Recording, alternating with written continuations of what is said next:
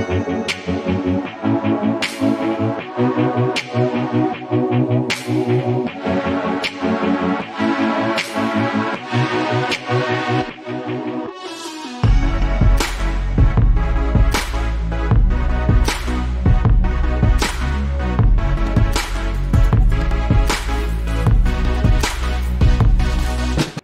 Everyone, I am Sangeeta from SPL English era.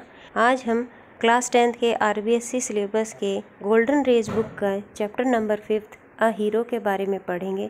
आज हम इस वीडियो में आपके लिए लेकर आए हैं इस चैप्टर की समरी। यह एक कहानी है जिसके राइटर है RK नारायणन, जो भारतीय अंग्रेजी लेखन के एक अग्रणी लेखक थे। इस कहानी में हम सबसे पहले मुख्य किरदारों के बारे में जान लेते हैं। इसके मुख्य किरदार इस प्रकार हैं। एक लड़का है 7-8 साल का, जो कि दूसरी क्लास में पढ़ता है। उसके पिता, उसकी दादी, उसकी माता और एक किरदार और है जिसके बारे में हम आगे, आप स्टोरी सुनिए फिर हम आपको बताएंगे वो किरदार क्या है। स्वामी एक बहुत ही डरपोक लड़का है जो अंधेरे से बहुत डरता है।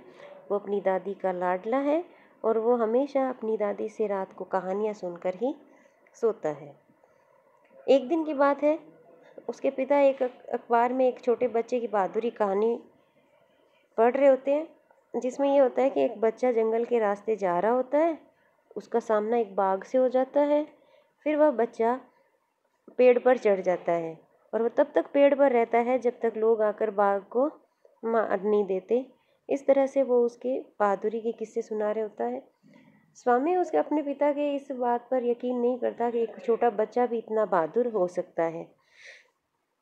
इसी बात को लेकर, शक्ति और साहस को लेकर पिता और पुत्र में काफ़ी लंबी बहस हो जाती है। और इस बहस का अंत यह होता है कि उसके पिता उसको कहते हैं कि अच्छा ठीक है, तू साहस दिखा और आज रात ऑफिस में सो। अब स्वामी फंस जाता है। अब स्वामी क्या करे? वो ये कहता है कि चुपके से मैं जाके सो जाऊं, पिताजी को पता ही ना चले। और वो ऐसा ही करता है, अपनी दादी के पास जाके सो जाता है और ऐसे एक्टिंग करने लग जाता है जैसे कि उसको नींद ही आ रही है। दादी कहती, अरे बेटा तू इतना जल्दी सो गया, आज देखो कहानी नहीं सुननी।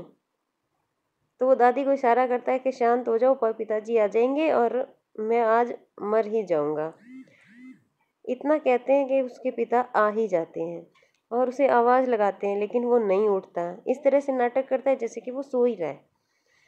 फिर उसके पिता उसका कंबल खींच लेते हैं और उसका बिस्तर समेट के ऑफिस में ले जाते हैं कि चल आज तुझे वहीं सोना है।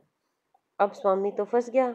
उसने बहाने भी बहुत लगाए कि ऑफिस में बिच्छू है, अंधेरा है, सब कुछ, लेकिन उसका एक भी बहाना नहीं चला।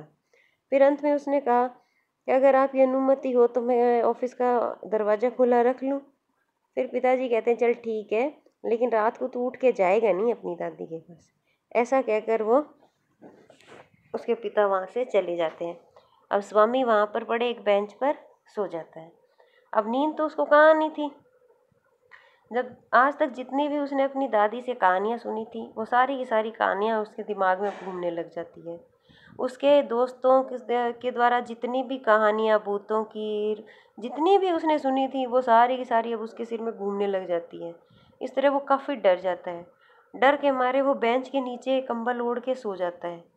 अब लेटे लेटे उसको कब नींद आ जाती है उसको पता ही नहीं चलता। अब उसको सपने भी डरावने आने लग जाते हैं। इस तरह सपने सपने में उसको नींद आ जाती है। एक सपना उसको ऐसे आ जाता है कि कोई अचानक से भूत आया उसके।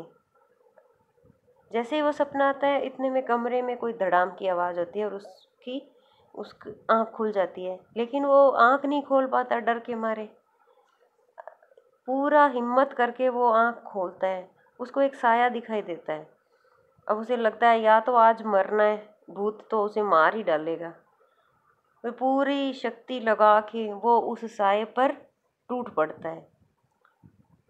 टूट पड़ के उसके पैर में वो काट खाता है। जैसे वो काट खाता है, इतने में ज़ोर से आवाज़ आती है, ओए खा गया खा गया खा गया।